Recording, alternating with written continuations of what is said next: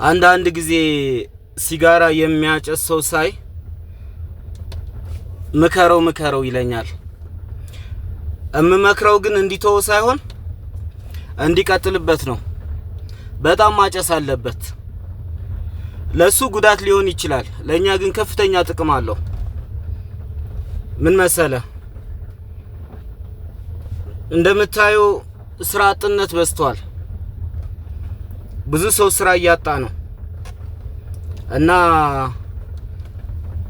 ይሄ ደግሞ ከፖፑሌሽን ብዛት የተነሳ ነው።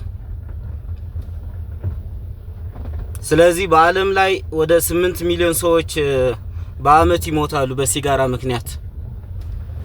እና አንተ ስትሞት በአንተ ምትክ የስራ እድል ይፈጠራል። ስለዚህ ማጨስ አለብህ፣ መበርታት አለብህ። አንድ ፓኬት የምታጨስ ከሆነ በቀን በቃ 2-3 ፓኬት አድርጎ። ሌላ ደግሞ አንተ ስታጨስ ወደ 16 ሚሊዮን ገበሬዎች በቶባኮ በሲጋራ ግብርና ላይ የተሰማሩ አሉ። አንተ ማጨስ ካቆምክ እነዚህ ሰዎች ምን ሰርተው ይበላሉ?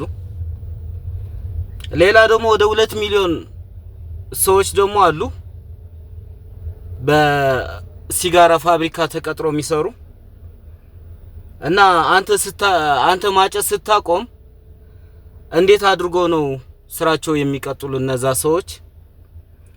እናም በተለያየ የሲጋራ ሽያጭ ይሁን በሲጋራ ዘርፍ ላይ የተሰማሩ ወደ 1.6 ሚሊዮን ብላቴናዎች አሉ በየጎዳናው የሚሸጡ። እነዚህ ምን ሰርተው ይብሉ? እናም ወደ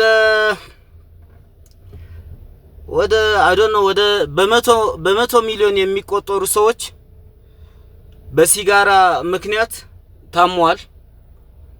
እና እነሱ ሰዎች ሲታመሙ ቢያንስ የመድኃኒት ፋብሪካዎቻችን ትርፍ ያገኛሉ። ሆስፒታሎቻችን የግል ሆስፒታልም ማንኛውም ትርፍ ያገኛል፣ ስራ ይሰራል፣ ነርሶችም ስራ ያገኛሉ።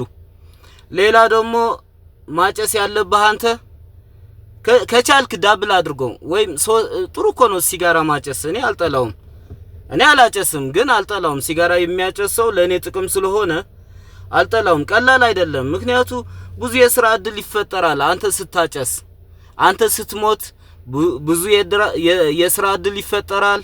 አንተ በቃ በተለያየ ምክንያት ለኛ ከፍተኛ ጥቅም ስላለው ማጨስ አለብህ። እውነቴን ነው የምልህ።